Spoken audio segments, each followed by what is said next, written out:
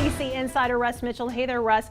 Mizzou had a 17-0 lead when Shaw, sprained knee and all, came into the game. 3 touchdowns in the late rally. The loss bumped the Tigers down 4 spots in the BCS standings to number 9. Give me your greatest takeaway from each team, starting with the Gamecocks.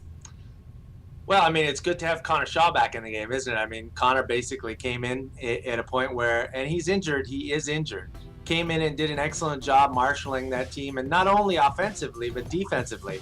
That defense was able to take a lot of momentum out of Connor coming back in, and that was big.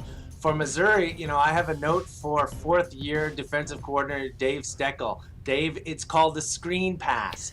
They've been doing it since 1937 when the Redskins first used it against the Chicago Bears. I mean, talk about a tale of 2 different situations. The first 3-quarter, Missouri's defense is all over the field, very aggressive. And in the 4th, Steve Spurrier and Connor Shaw just let that momentum, let that aggression play, and they do screen pass after screen pass, and that was the difference in the game. I was talking to one of my friends over the weekend who's a Georgia alum, and he said, thankfully we can't lose because we're on a bye. But in actuality, Russ, wasn't Georgia a winner with the way the South Carolina-Mizzou game panned out?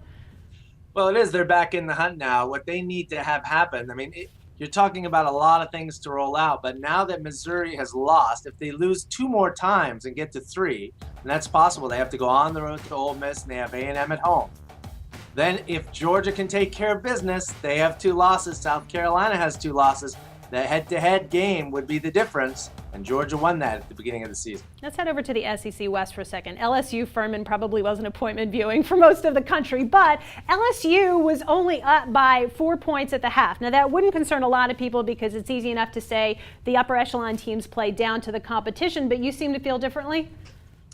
Well, I mean, this is an LSU team that really has been immature through the entire season. You know, they allowed Auburn to come back in the game. They allowed Texas Christian to come back in the game.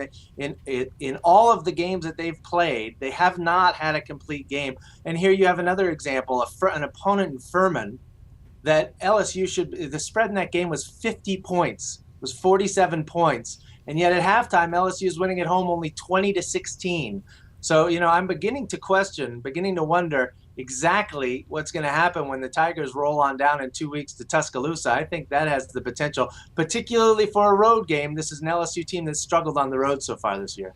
Russ, relax. There's no need for concern against Furman. These are college kids. These aren't pros. They don't get up for every single game. These guys have chemistry tests they're thinking about all day, and girls they got to text. I'm not worried about it. 2 seasons ago, Alabama was struggling against Georgia Southern, and then they blew the doors off of them in the 3rd or 4th quarter. These are those games they kind of yawned through, had over 600 yards of offense. Name a better trio than Mettenberger, Hill, and Beckham.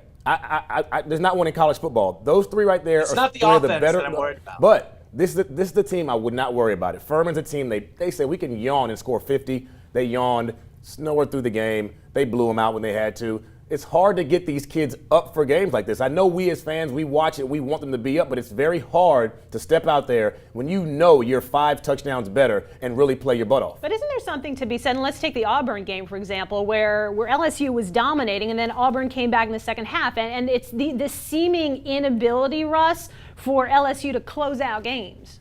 Yeah, well, and it's been that way the whole season, and it's not the offense, Doug, that you're worried about, it's the defense. And, you know, at the end of the day, it's a maturity. And we're sitting in November now, right? It's November the 2nd on Saturday. And, I mean, this team, we know what we've got with this LSU team, and it has not matured. All this turnover that we saw this summer and all those kids that went to the NFL, it's hurting the Tigers, and it's hurting them on the field. Last year we said there's no chance LSU has against Alabama, and Zach Mettenberger came out and was lights out. Remember, 2 years ago, in 2011, nobody scored more than 14 points on Alabama except for one team, Georgia Southern. This Furman game didn't matter. Zach Mettenberger didn't tackle on that pick 6, made a business decision there. You're absolutely right, though. LSU has been flaky. They've been weird. They haven't been able to close out games. Their defense isn't that great, but they're going to show up against Alabama. That's a whole different animal. We know how this works. It's a whole different animal once you get those big games going. If this game was in Baton Rouge, if it was in Death Valley, I would think so. But again, if you take an immature team into Bryant-Denny with 110,000 people, that's a very uncomfortable place to be. A place I wouldn't want to be with an immature team, especially since Alabama has had this game circled for 12 months. Yeah, they had Texas A&M circled and too. How'd that work out? LSU had this game circled for a year as well. Russ Mitchell, as always, thank you.